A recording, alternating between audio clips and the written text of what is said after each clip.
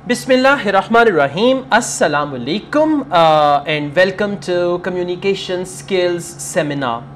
In today's seminar, we are going to talk about communication skills.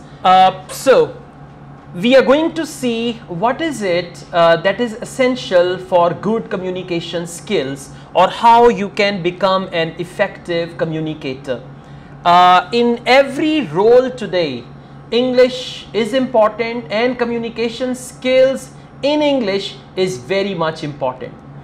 No matter whether you are in your own country or you are abroad, it's important to communicate in English. So we will talk about communication skills, and I hope you don't mind if we do the seminar in English, huh? Okay? Yeah, you're already, okay, familiar with that. So, as far as this communication skill is concerned, it is the most essential skill. Whether you are a teacher, a doctor, or you are doing any business, like you deal with customers, in every role today, communication skill is very vital. And the good news is you can learn this skill, you can improve this skill. It is not something that you say this is God gifted thing, I can't do it, okay, by default I am like this. So it's not something by default. You can actually work on it and you can improve your communication style, you can improve the way you speak, the way you talk, and it's all possible. It's just like, you know, when you were small, did you ever ride bicycle when you were small in your childhood? Yeah, first there was a three-wheel bicycle or a bicycle with supporting wheels, and after that you went on and some supporting wheels were removed, and then you tried to ride a two-wheel bicycle. And initially it was difficult to balance the bicycle, like handle was going here and there and you didn't know how to control that. And then you were paddling, then somebody pushed the bike and all that. Then the day came, you rode the same bicycle without even holding the handle. I mean, you're just going very fast. Yeah, handle was there, and that was the expert level. So if, I mean, the same bicycle you were unable to ride even while holding the handles, and now you're riding the same bicycle and you leave the handle and you're doing all your stunts on the bicycle. So if you can do that with bicycle, most definitely you can improve communication skill also. Today, if you get confused, or sometimes if you are nervous that I cannot speak in front of people, if I come to the podium, I feel nervous, I feel confused and all that. So this is something you need to work on, and it's very easy. The bottom line is start observing good communicators. People who are good at communication skills, observe them. And once you observe these people, you have to absorb something. For example, if somebody spoke in a certain style, you say, wow, that's a nice style, I should adopt it also. I clearly remember when I became teacher, my first day in front of my students, and that was a very small classroom. Students were sitting on the benches, right, and I was there to deliver the lecture on blackboard and chalk was in my hand. The first way, the way I started speaking or talking, that was actually I copied my own teachers. Those days I was really influenced by my English language teacher. So I was actually copying my English language teacher when I started. And then there was the mixture. And today it's my natural style. I mean, still it's just a copy of many people, not just one individual, many teachers, many other people, but now this has become my own style. So in communication, you observe people, you absorb their points, and then you try to imitate them. Imitate is just like you copy them, and then there you are, your own style, and people copy you then. They want to be like you, they want to just go on. So this is something which you can learn and you can improve. Now, as far as communication is concerned, as you know, we've got 4 skills: listening, then we got speaking, reading, and writing. Listening is important because good listeners are good speakers. And if you don't listen, sometimes, you know, some wives complain, they just do these complaints that my husband doesn't listen, or they say, honey, you don't listen. Okay, so you don't listen means some people don't listen. They only just say okay, but they actually don't listen. So if you don't listen, that means you cannot improve your good communication skills, because listening is more essential than speaking. If you are not a good listener, you cannot be a good speaker. I mean, then people will avoid you. Just imagine someone, you go and meet a guy, he doesn't allow you to speak, and he talks and talks and talks all the time. Would you like the same person? That okay, he doesn't listen to me, whatever you say, he doesn't respond to that, but actually that person talks and talks and talks. So obviously you'll not be comfortable in the company of those people. Listening is the first thing, and the type of language you listen to, the type of language you speak, you can't change it. I mean, you might notice if in a family, parents, they have good Urdu, they speak good Urdu language, their children will also speak good Urdu language. And if parents speak like, you know, Urdu that is a mixture of English and Urdu, I've heard some people saying, beta spoon se rice mouth mein dal lo. Okay, spoon se rice mouth mein dal lo. And then they argue, we are teaching English to our children, it is important, we should communicate with them in English and all that. But this is how you are spoiling two languages, English as well as Urdu. So listening is essential. Listening improves your speaking, and good listeners are good speakers. After this, we've got the speaking skill, and I'll give you some quick tips and techniques. If you work on all these things, most definitely in the short time available, you can improve your good communication skills. Okay, now let's see, what is the purpose of good communication? The first purpose is to inform others. I know something, I want to tell you all. For that, I need good communication skills. So you might see newscasters. In the past, newscasters were very slow and lazy people. But now newscasters go according to the news.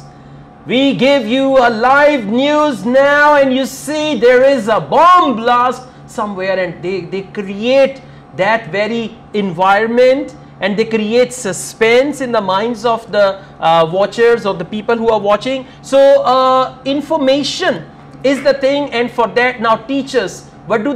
They are educating their students.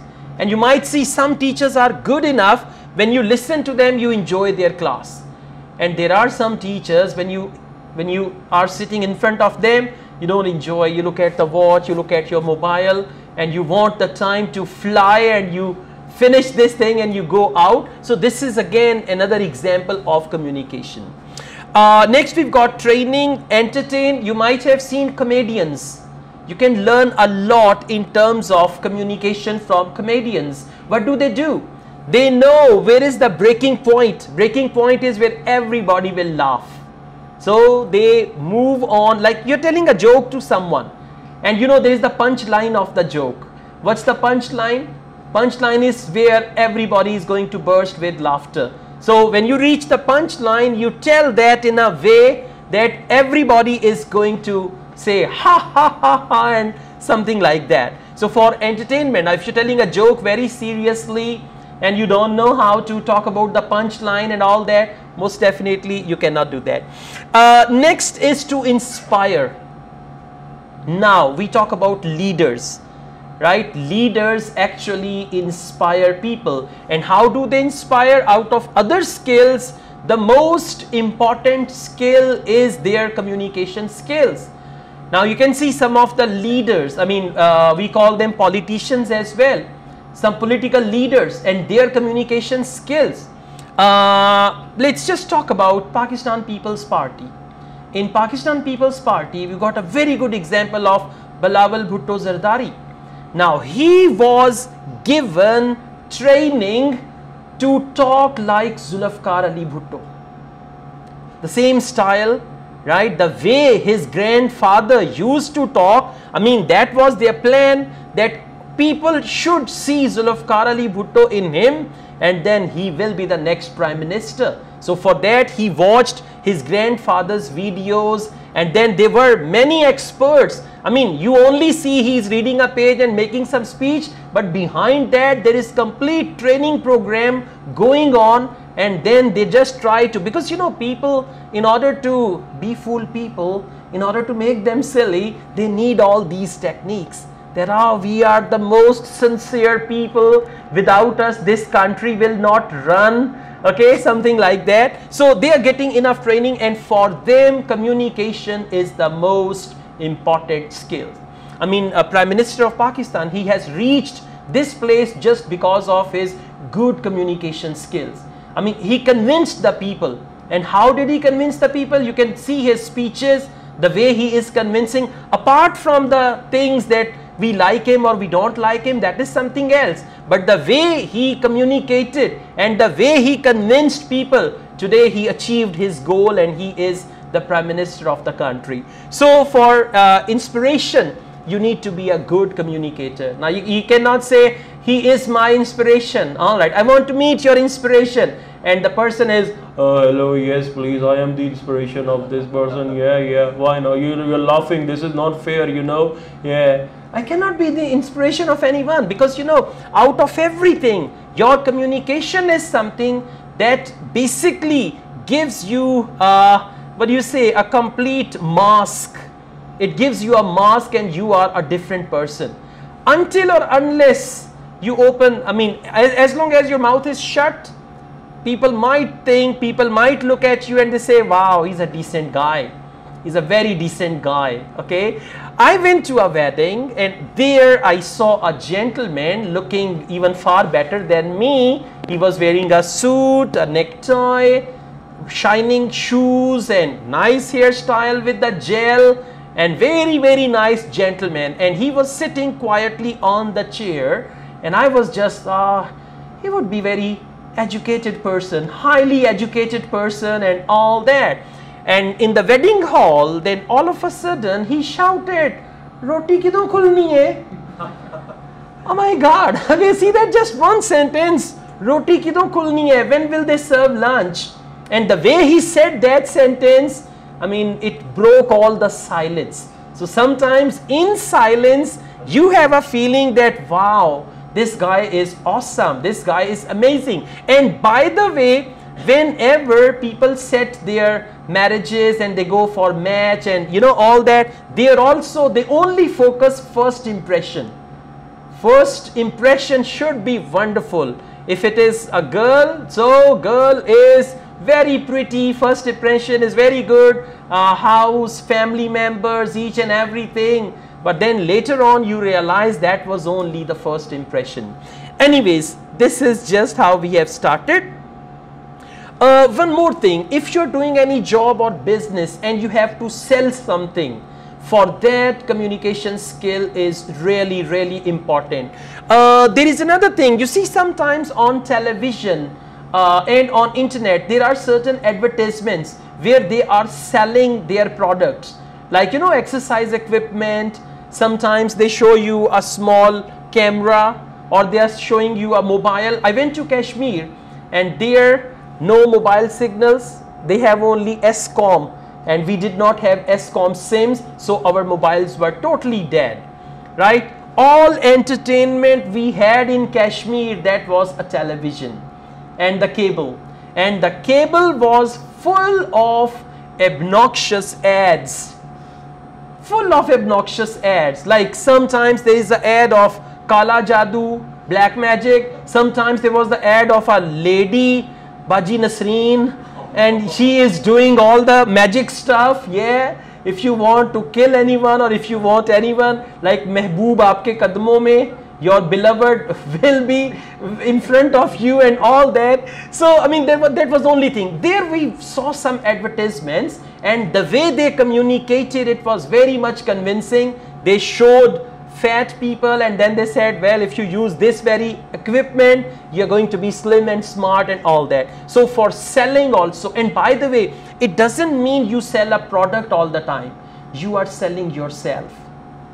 You are selling yourself. If you are into this services business where you offer your services, like I'm a teacher, I offer my services. I'm a trainer, I offer my services. So if you are in a services business, there you actually sell yourself, and how you, the rate or the price tag that you get. Means, see that a pair of jeans, you can buy a pair of jeans in 500 rupees from a local shop as well.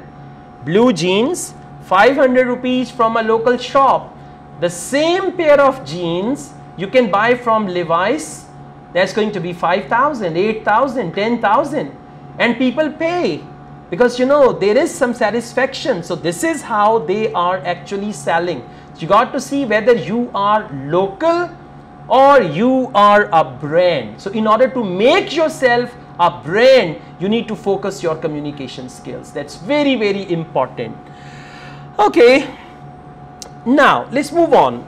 It is said the first 30 seconds of your communication, they are very, very important. First 30 seconds or first 1 minute. Now, for example, I introduce you somewhere as a teacher, right? I say, well, he's my friend and he's a very good teacher. So please, he's going to talk to you for a couple of minutes. When you come to talk to the audience, the first 30 seconds, they are going to look at you because you are a new person for them. They're going to listen to you, they're going to pay attention, and then in 30 seconds time, they're going to decide whether audience is going to listen to him or they are only going to look at him.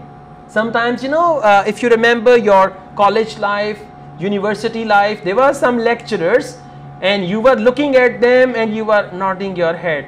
Actually, you are not listening, but you are still nodding your head and going on like that. So in the first few seconds, they decide.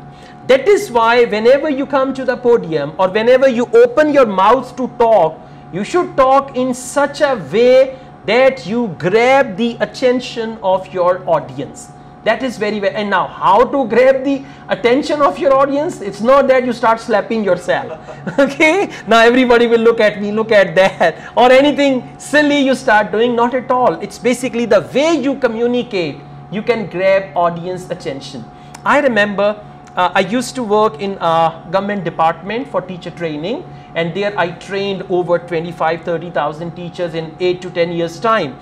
So there I went to a class 6 p.m. evening time, and the teachers, that was a teacher training, that was a refresher course for English medium schools, and the teachers started their first class at 8 a.m. and they were given 12 hours training, and at 6 p.m. when I went to the class, all the faces were dead like that, and they were looking at me angrily. As I entered, I switched on my laptop, I plugged multimedia, every teacher was looking at me angrily. All right, no problem. I didn't say anything. It takes me around 5 to 10 minutes to adjust my things, and then they introduce me and all that. What I did, I took out a box of chocolates.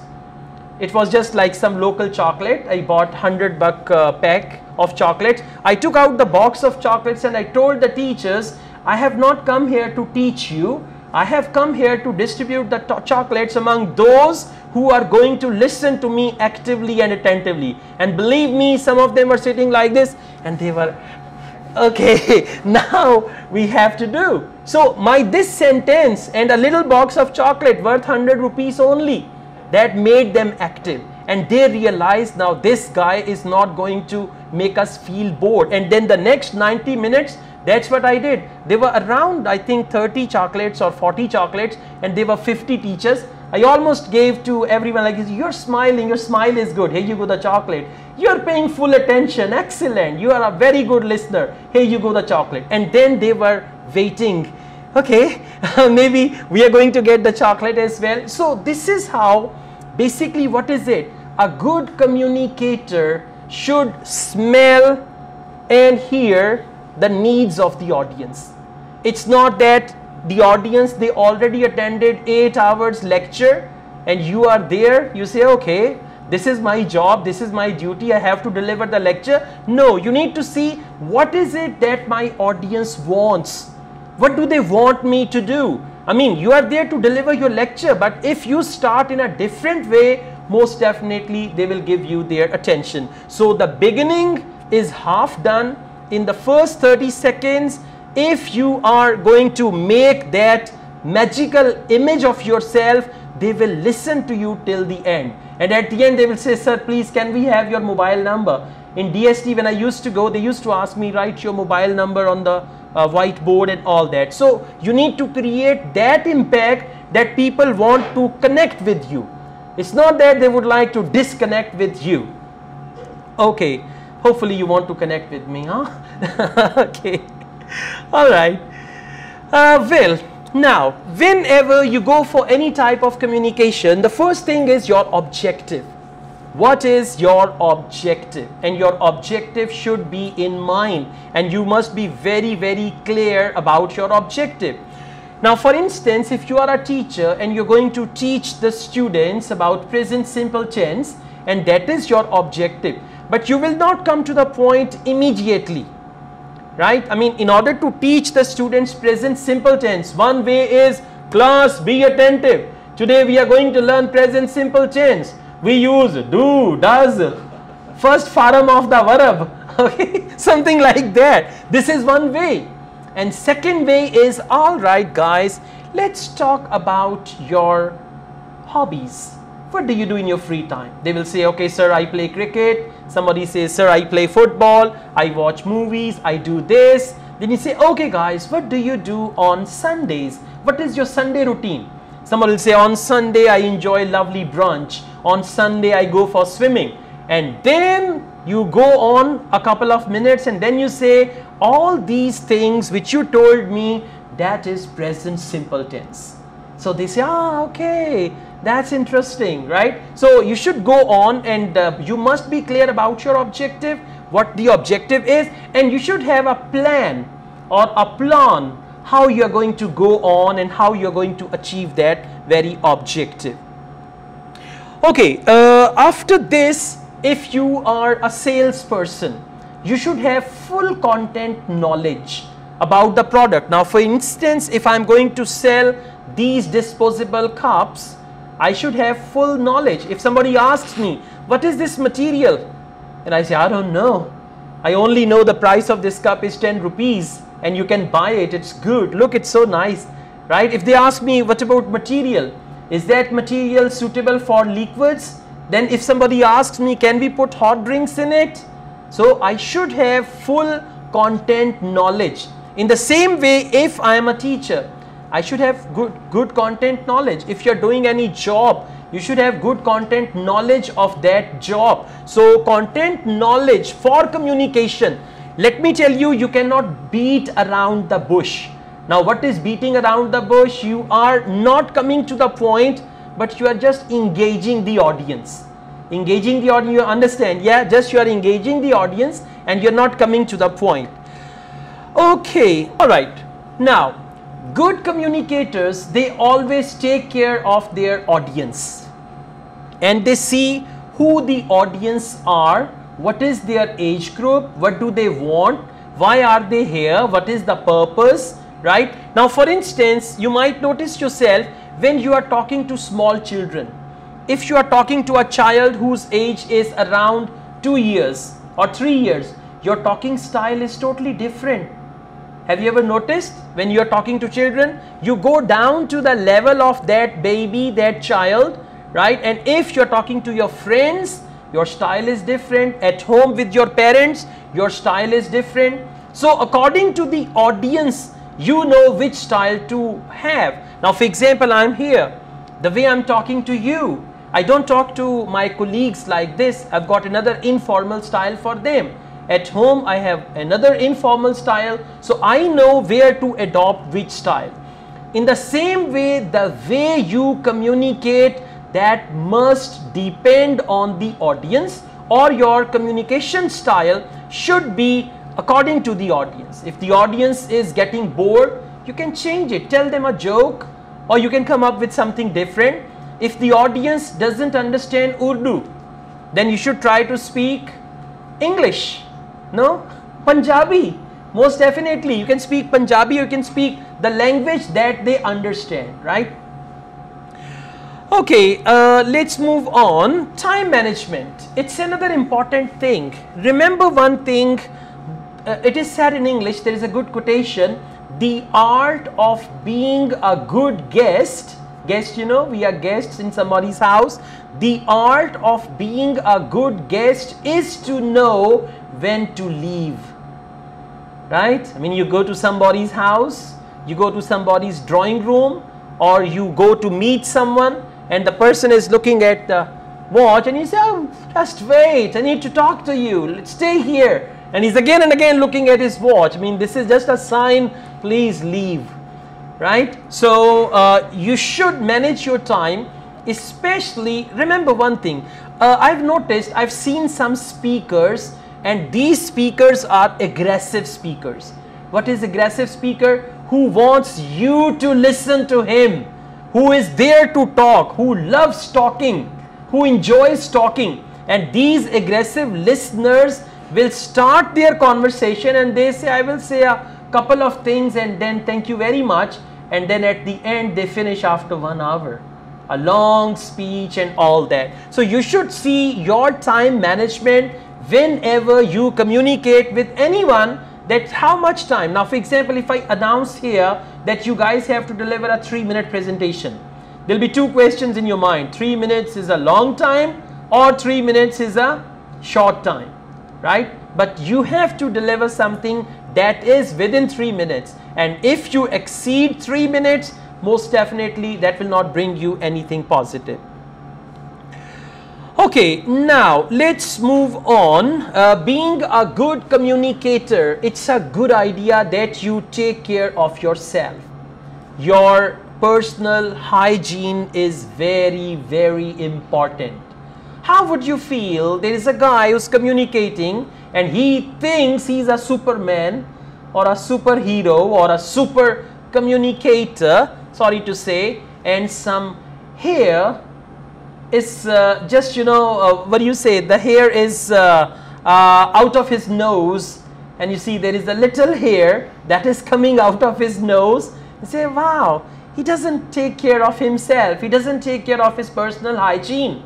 At times, some people, they don't have good hairstyle, they don't have good hairdo, alright, hair all mingled, or maybe they're not properly dressed up. So all these things, I give you another example.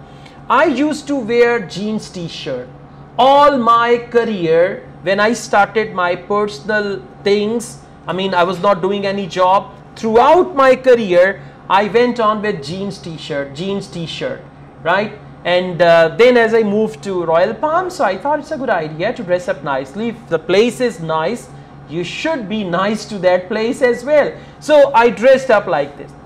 The other day after the class, when I was going back home, I went to the bakery, and when I came out of my car, I was given very nice protocol by the guard or by the people standing there, and they were opening the door for me and giving me out of the way protocol. And I was like surprised, why are they doing that? Before that, same guy, same car, when I used to go in t-shirt, jeans, they never did anything to me like that. And I had this card as well with me, and they were opening the doors and sir this, sir that. Then I realized dressing is really a very powerful tool.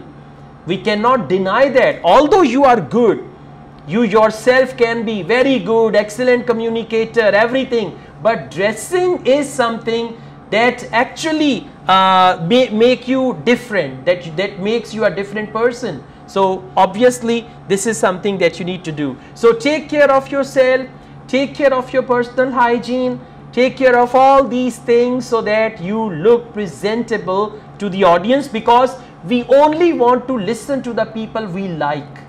It is not possible that you say, I hate that person, but I like his speeches very much. Not at all. If you like someone, then you want to listen to that person. If you dislike, you don't want to listen. Alright, now just, you know, I'll take your 15 to 20 minutes more, right? Yeah, I'm just telling you so that you know it's going to finish in 15 to 20 minutes. I never impose myself on anybody, okay? And I'm not aggressive speaker that you have come now, listen to me, okay? Lock the doors, nobody will go outside. It's not like that, okay? Yeah. So you are responding me, I'm getting energy from you, positive energy, and this energy is reflecting the way I'm talking to you, okay? All right, now what I'm going to say now, this is actually the takeaway of this seminar. You got to take it with you, and this is something you need to work out. We call it the components of good communication. Before we continue with that, I would like to ask you something. If we want to make a nice cup of tea, what do we need?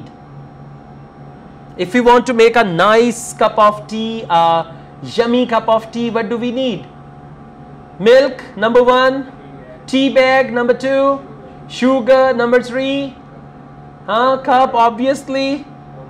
Water, yeah, obviously you need water as well. So these are the components. Now, there is one example. If I give you all the same components and I ask you to make a cup of tea, for example, I give you the same components and I say, okay, here you go milk, here you go tea bag, here you go sugar and all that. Now go in 5 different corners and you will find all the things, ingredients and facilities, and make a nice cup of tea for me. Do you think the cups of tea you make, it will have the same taste, or all these cups will have the same taste? Not at all. Ingredients are same, right? But the taste is going to be different, definitely. Why taste is going to be different? Because the way you are going to make tea, I mean, that depends on your belief. If, for example, if you think tea should be sweet, so you're going to add more sugar, right? On the other hand, you believe tea should be strong. You dip the tea bag several times and you make it as strong as possible, right? And you believe tea should be milky. That's what we say, dudh patti. Yeah, it should be milky. You will add more milk to the tea, right? And you here, you think now tea should be with little milk and without sugar. You know, some people like tea with little milk and without sugar. They like that type of tea. So it's your belief system, the way you believe about tea, and you're going to make it. In the same way, when we talk about communication skills, everybody's got the same hardware. Tongue, facial expressions, eyes, hardware is same, but behind the hardware, the software is different. Okay, now some people, they don't talk too loud. This is their natural communication style. Some people talk too loud, right? Some people do not show any facial expressions when they are talking. They say, I'm very happy to see you here and I hope you enjoy your stay over here. There's no reaction. And some people say, oh, literally, I'm really delighted to see you and I'll try my level best to make your stay as comfortable as possible. So they use their expressions and all that, right? So communication experts, they believe when, I mean, there are 3 V's of communication now, by the way. What I'm going to teach you now or going to tell you now, that is what we call 3 V's of communication. V, letter, English letter. It's easy to remember. The first V is verbal. Okay, now what is verbal? We call it words. This is what we call language. Whether it is English or Urdu or any other language, the first V is actually verbal. The second V is vocal. V-O-C-A-L. Now what is vocal? The way you produce your sound, the way you say something, right? That is what we call vocal. And the third V is visual. So the first V is verbal, second is vocal, and third is visual. Now I'm going to explain. Verbal means language, words, right? So selection of words, good vocabulary, that is important for any language. If you're using appropriate words, If you're using, for example, you're delivering a formal presentation and you're using formal words, that is going to be good, right? Next is vocal. Now what is vocal? Vocal is how you pronounce the words. That is another thing which is important. You might have seen in the expression of love. In the expression of love, if the lover says to his beloved, I love you, for example, and he says without any expression, without any feeling, he says, I love you. For example, he's going to say that. So the beloved is going to slap and say, you cheat, you big liar, okay? Because there is no feeling, there is no expression in the voice. But if he says, I would like to say something, I love you so much. See this, I'm just acting for you, okay? Alright, so this is how you feel it. I mean, when someone says I love you, there should be the feeling going on. That is what we call communication. Not like Pakistani Punjabi movies. Oh, I love you too. See that? Very, very angry style and all that, okay? So vocal is more important than verbal. In good communication, the role of words or the role of verbal is only 7%. 7% words. And how you pronounce the words, we use the word utter. How you utter the words or how you produce the sounds with feelings, that is 38%. We call it vocal. Words only 7%, and voice, we call it voice, vocal or voice, that is 38%. And visual, visual means body language. Body language, okay? So body language is 55%. Now, for example, if I say, I'm very happy to meet you today. I'm feeling so much happy that you came here. See that? Yeah, at times. And you might see some people, they have permanent signs of constipation on their face. All the time. Yeah, just like the same face. Whether they are happy or they are sad or anything, they always have this facial expression. And by the way, the facial expression you keep on your face for a long time, that becomes natural, right? And then your face will be all the time if you're practicing this thing. Have you seen some people have a face like they are standing in the sunshine? Yeah, again they've got this face that they're standing in the sunshine. So this will become natural. Even at night when you will be sleeping, you'll be sleeping like this happens, right? So try to calm your nerves and practice different facial expressions.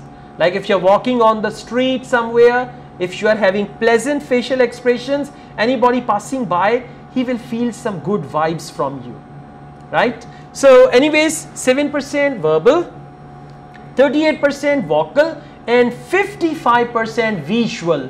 That's what we call body language. So you need to focus your body language. How would you feel if my hands are there and I'm talking to you and I'm doing this seminar? I say, well, welcome to my seminar. Today I'm going to teach you the best communication skill and I will tell you how to become a good communicator. There are few things that you need to keep in mind in order to be a good communicator. Understand? Yeah? See that? I mean, you'll just see what is this. Because you know, whether you like it or not, another purpose of good communication is to entertain the audience. So if your audience is not getting entertained, that means you are not actually doing your job well. So, well, now we've got the last thing and then we are going to finish, right? I'll give you some verbal communication strategies. Verbal communication strategies, and these strategies will help you whenever you communicate with words, how to communicate, how to be an effective communicator. The first thing is volume. This is very, very important, right? And you should know, I mean, the volume button, where to decrease your volume, where to increase your volume. You should know that. Yeah, usually people increase their volume when they are outside and decrease when they are inside if they are married. And if they are unmarried, then outside they decrease and inside they increase the volume. Okay, so you should know where to increase or decrease your volume, and that is very, very important. It is not good to be polite every time. Then you know, people think you are, there are some people, they are quite submissive. You should not be a submissive person. Oh, thank you very much that you came to my place. I'm really thankful to you. Not too humble. Don't be so humble. I mean, this thing irritates others at times, that this guy is so humble. You should be like, you know, sometimes people will shake hand with you and say, okay, yeah, yeah, and standing like this, that they are your servants. So never be like this. Exactly. This is important for good leadership.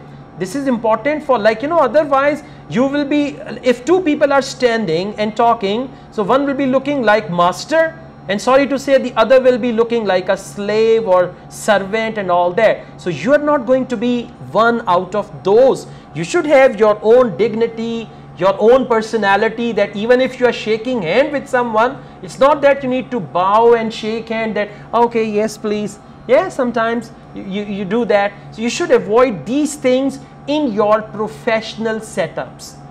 So volume, you should see what should be my volume. Now for instance, if I'm delivering a speech, my voice should be loud enough. If I am going to tell you something that is important, then I can say, all right, I tell you a joke, and now my tone is totally changed when I'm telling you a joke, right? So anyways, you can increase or decrease your volume according to the situation. And again, I tell you, the way you speak, your personality shows. So if you want to show a good, decent, you know, in Urdu, typical Urdu, we say barok personality, aggressive personality, a little aggressive, not this one that you are just like going to kill everyone or you're going to beat everyone, but a little aggressive personality. After volume, the next thing is the pitch of your voice and the pace. Human brain does not understand any language, by the way. Our brain doesn't understand the language. Our brain only understands the images which are linked with the words.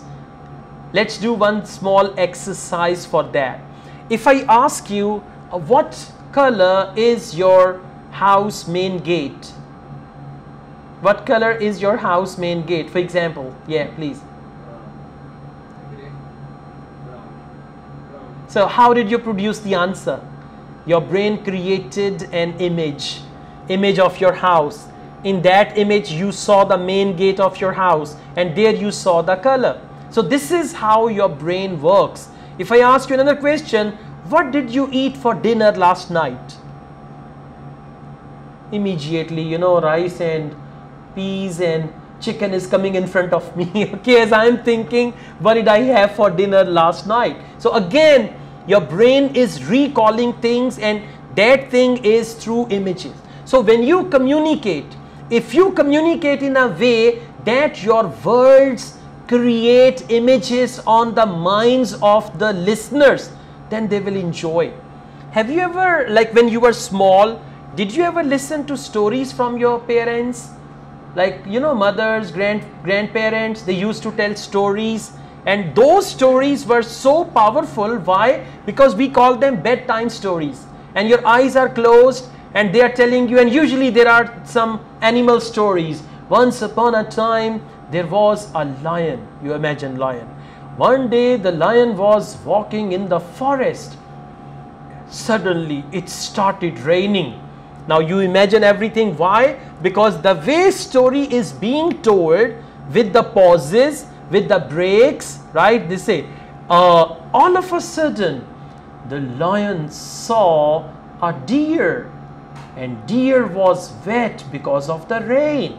Now you imagine deer wet because of the rain, lion saw, and all that stuff. So you can easily imagine, right? That's why we tell stories to the children, so that to improve their imagination, because imagination is very, very important. So you can use proper pitch and pauses to improve that. Next, we've got pauses. You might have noticed one thing in the Holy Quran. After each verse, there is a pause, right? We've got a pause after each verse, or after each ayat, there is a pause and we need to stop. And at times if we don't take a pause, the meanings will be different. So pauses are important. Sometimes because of pauses, meanings can be difficult, different meanings. For instance, if I make a sentence, now please, I don't use any pause in it, and I say, let's eat grandfather. Let's eat grandfather. What does that mean? Let's eat grandfather. What does that mean? That let's go and eat grandfather. Yeah, let's eat grandfather. Let's eat grandfather. It means let's go and eat grandfather. But if you say, let's eat grandfather, let's eat grandfather. Okay, so I mean, pauses are important, and when you communicate, you should know when to stop. Sometimes your silence communicates more than words. Have you noticed? Silence actually communicates more than words, so you should use pauses. Pauses create very good impact. Then we have intonation. Two more points before we finish. Okay, intonation is equally important. What is intonation? Intonation is the up and down of your voice, the way you are talking, the way you are expressing yourself. That is what we call intonation. If I say, what's your favorite color? Now you're going to talk about something that is your favorite. So you will say with a smile on your face, my favorite color is red, or I love red color. Intonation, right? If I say, what makes you sad? What makes you sad? You will never say, there are many things that make me sad. First of all, when I see someone sad, I become very much sad. You will never say that. People will call you crazy, right? I mean, there is a very thin line between being normal and being crazy. The other day I went to a funeral. I attended the funeral prayer, and that was my very close friend, and I decided to go to the graveyard to help him, to help others to bury him and all that. When I went there, there was a man looking absolutely normal, absolutely fine, but after every now and then he shouted a sentence. He shouted a sentence that, okay, he's dead, he's no more. Then again he was quiet. Then again he said, well, we don't have enough clay or mud over here. I will arrange the clay and mud over here. I mean, like this he was shouting. And then I looked at him and I realized, then somebody told me he's got some problem, mental problem. So sometimes if you, I mean, you are happy, or for example, you are sad and you're saying, hey, you came to know there is an accident. I mean, for God's sake, yeah? Somebody's telling you accident news with a smiling face. So these things actually make you abnormal from normal, right? So your intonation, it must be. Now, I was there, I met the brother of my friend. My friend passed away.